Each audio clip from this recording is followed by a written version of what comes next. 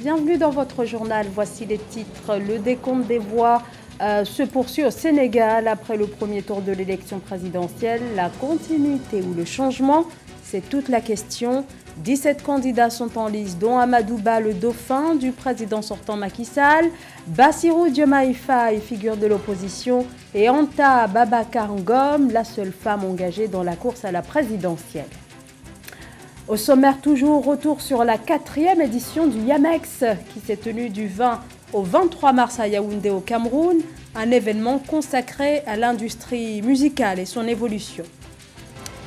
Déficit pluviométrique, sécheresse extrême et risque d'inondation. Les pays africains sont parmi les plus fragiles face au dérèglement climatique. Il est donc urgent de multiplier les programmes destinés à protéger l'environnement. C'est l'ambition du trophée EcoGarde, une initiative lancée au Congo-Brazzaville. Focus à suivre dans cette édition. Qui pour succéder au président Macky Sall au pouvoir depuis 12 ans, l'heure est au dépouillement après la tenue ce dimanche du premier tour de l'élection présidentielle qui a eu lieu un mois après la date du 25 février initialement prévue à cause du report décrété par le président sortant, ce qui a provoqué une crise politique sans précédent. 17 candidats sont en lice, parmi lesquels l'ancien Premier ministre Amadou Ba, candidat du pouvoir. Dans les rangs de l'opposition, le principal candidat est Bassirou Diomaye Faye, numéro 2 de l'ex-PASTEF. Regardez ce reportage de la rédaction. Après plusieurs semaines d'attente, 7,3 millions d'électeurs se sont rendus aux urnes le 24 mars 2024 pour élire le 5e président de la République du Sénégal.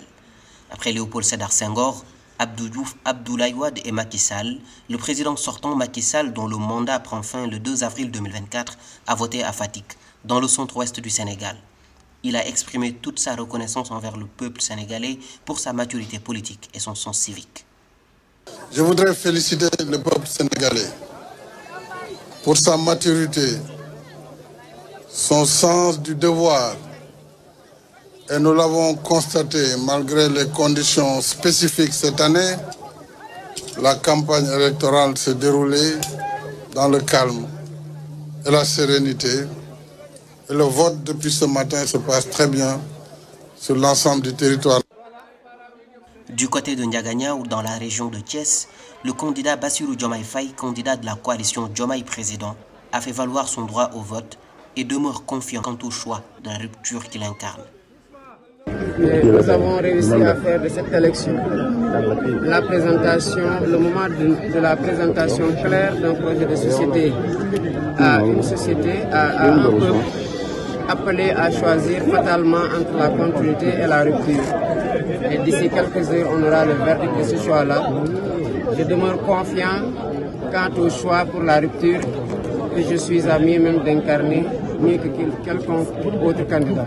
Par ailleurs, le candidat de la coalition Benno Bokk Yakaar, Amadou Ba, a voté ce dimanche à l'école HLM Grand Médine des Parcelles Assainies. Il exprime son souhait de voir les Sénégalais connaître le nom de leur prochain président de la République à l'issue de la journée du scrutin. Je rends grâce à Dieu d'avoir eu la possibilité, comme la plupart des Sénégalais, d'accomplir ce devoir citoyen qui est très important. Il s'agit de choisir le prochain président de la République. Le vote s'est très bien passé.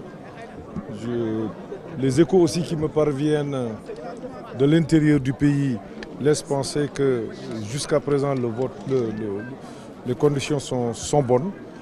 Je pense qu'il n'y a pas de doute qu'à l'issue de la journée d'aujourd'hui, on devrait connaître le prochain président de la République. À Grand Yoff, l'une des 19 communes de la région de Dakar, le candidat de la coalition Khalifa 2024, Khalifa Ababacar Sall, a exercé son droit citoyen au centre de vote de l'école Grand Yoff. Il exprime son enthousiasme quant à l'issue du scrutin. Et je suis rassuré quant au fait que les Sénégalaises et les Sénégalais, comme de coutume, vont défendre leur démocratie. Et que de cette élection que nous souhaitons sincère et sereine, que je puisse être le grand vainqueur. L'unique candidate en lice pour la présidentielle 2024, Anta Babacar Ngom, espère restructurer l'économie et améliorer le bien-être des Sénégalais si elle est élue. Notre vision repose sur la démocratie, sur l'état de droit, sur la restructuration de notre économie nationale, avec comme objectif d'améliorer le bien-être social des Sénégalais. Le candidat du parti Rewmi, Idrissa Seck, arrivé deuxième au scrutin présidentiel de 2019, se félicite de voir le Sénégal entrer dans une ère nouvelle dans laquelle la jeunesse a un rôle crucial à jouer. Élection, le prochain président de la République du Sénégal inaugure une ère de paix, de stabilité, de tranquillité pour le Sénégal, une ère de sécurité accrue pour les Sénégalais et leurs biens, une ère de prospérité, d'emploi massif pour notre jeunesse, une ère de vie moins chère, moins coûteuse pour les pères de famille. Je prie pour tous que le Sénégal sorte victorieux de cette élection. Merci.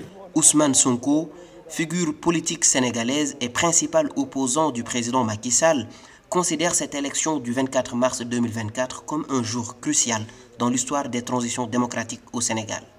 Les enjeux de cette élection sont énormes. Retrouver notre souveraineté économique, restaurer la justice économique, restaurer la justice sociale.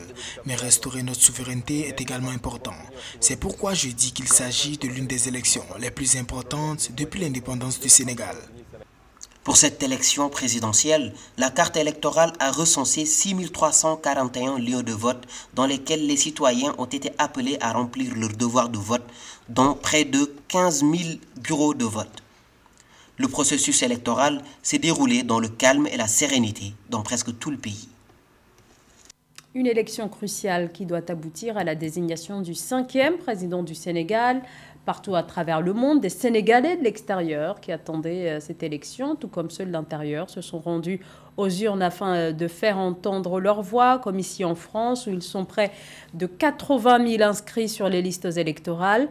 Comme nous le voyons sur ces images d'Ousseynou Gueye dans ce bureau de vote qui est en région parisienne, à Asnières-sur-Seine. Le vote a été massif, mais nombreux sont ceux qui ont dénoncé l'organisation du vote. On a pu observer d'importantes files.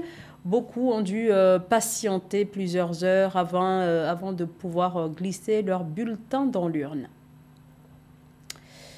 Pour ce scrutin, au total, plus de 2400 observateurs nationaux et internationaux ont été déployés sur le terrain. 7 millions d'électeurs étaient attendus. Nos équipes sur place sont allées à la rencontre de jeunes Sénégalais dans les rues de Dakar pour leur demander quelles sont leurs attentes. Reportage signé Pauline Minka. Situé à Dakar, la capitale du Sénégal, le lycée Galandou Diouf de Mermoz est l'un des bureaux de vote pour la présidentielle 2024. Plusieurs électeurs se sont mobilisés le 24 mars au matin afin de remplir leurs devoirs civiques. Acteur majeur de cette élection, la jeunesse qui constitue 76% de la population sénégalaise souhaite que ces revendications soient entendues par le nouveau président de la République. On attend du nouveau régime qu'il prenne ses responsabilités vis-à-vis de la jeunesse, qu'il nous donne ce qu'ils nous ont promis et arrêter de... Quand il s'agit des élections, on voit que ils prennent ça pour des paroles en l'air. C'est le fait de venir faire une campagne et basta, c'est fini. Donc on ne veut plus de ça. On veut que si le régime qui est en place s'y mette, on a voté, on s'est battu pour qu'il soit là, qu'il nous prenne en compte, qu'il essaie de les promesses qu'ils ont dit, qu'ils essaient de le tenir le maximum. Parce qu'aujourd'hui, on est une jeunesse qui ne dort plus. Peu importe le régime qui soit là, nous on ne dort plus. On va se relever. S'ils ne font pas leur travail, on va se relever. On va encore chercher une personne qui sera là pour nous.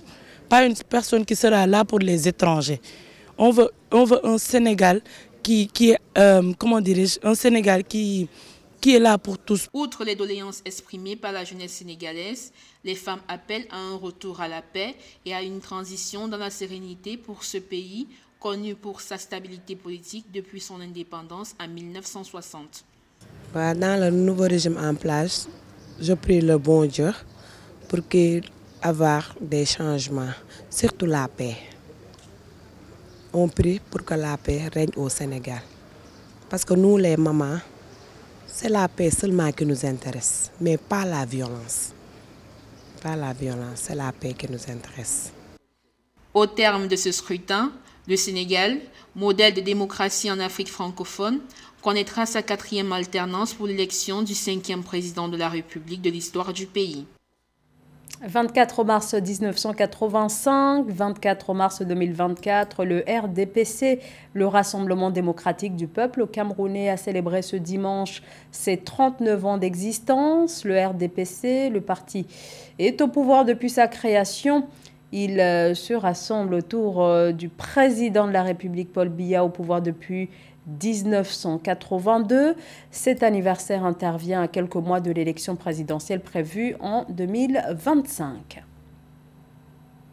Production, promotion et diffusion, comment assurer le développement de l'industrie musicale en Afrique? C'était l'un des sujets au cœur de la dernière édition du Yamex, la Yaoundé Music Expo, qui a refermé ses portes samedi dans la capitale camerounaise. Entre tables rondes et ateliers de formation, cet événement a été l'occasion pour les acteurs du secteur de mener une réflexion sur cette industrie musicale en quête d'encadrement. Reportage Séverin Douqueux. Le rendez-vous est surtout un lieu d'expression de talents créatifs, mais aussi un carrefour où les professionnels de l'industrie musicale se retrouvent pour formuler des solutions aux défis de ce secteur sur le continent. Organisé autour du thème « La musique au Cameroun, un patrimoine à développer et à célébrer », le Yamex, le Yaoundé Music Expo, se veut un moment de formation, d'information et de diffusion de la musique à l'effet de permettre à ces acteurs de se connecter. Le rendez-vous permet également de créer de l'intérêt autour des autres métiers de la musique.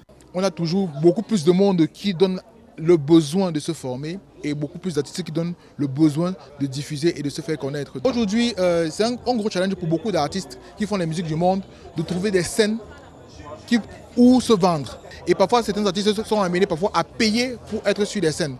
Et nous essayons de réunir des professionnels qui sont des directeurs de festivals et autres, de venir rencontrer ces jeunes publics-là qui font du très bon travail. Le Yamex pour eux est une opportunité de diffuser leur travail sur une scène de professionnels et de pourquoi pas de trouver des opportunités pour aller dans les tournées.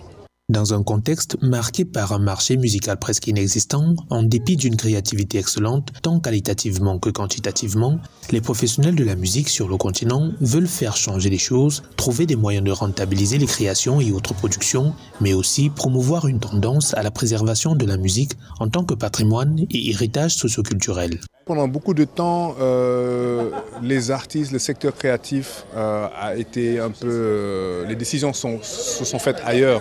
Mais aujourd'hui, je pense que c'est une prise en main par les acteurs eux-mêmes de ce secteur.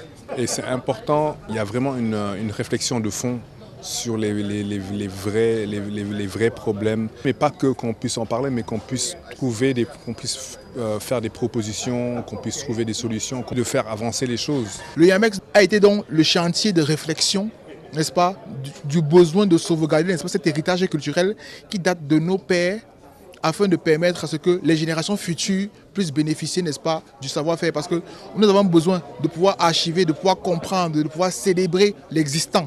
Parce que pour savoir où on va, il faut savoir d'où on vient. La 4e édition du Yamex a permis à plus de 100 personnes de se former dans des métiers complexes de la musique et à une vingtaine d'artistes venus des différents pays africains de se produire.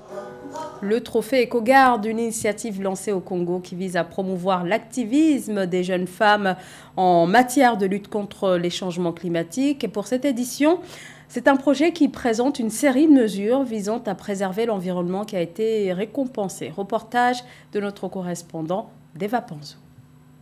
Andy Bongo a été désigné lauréat du trophée EcoGarde 2024 devant 4 autres candidats finalistes ce vendredi 22 mars à Brazzaville. L'étudiante en 4e année de l'ingénierie numérique a convaincu le jury lors de la présentation de son projet et du DEV qui promeut la préservation de l'environnement. Ainsi, Andy empoche un chèque d'1 500 000 francs CFA nécessaire au démarrage effectif de son projet. Ce trophée est un engagement. Pas un engagement à dire, à apporter toutes les solutions aux problèmes environnementaux qui existent, mais ce trophée est un engagement à pouvoir aller vers les autres, peu importe leur âge, leur niveau d'instruction, peu importe leur centre d'intérêt, et à pouvoir les transmettre cette passion que moi j'ai aujourd'hui pour l'environnement.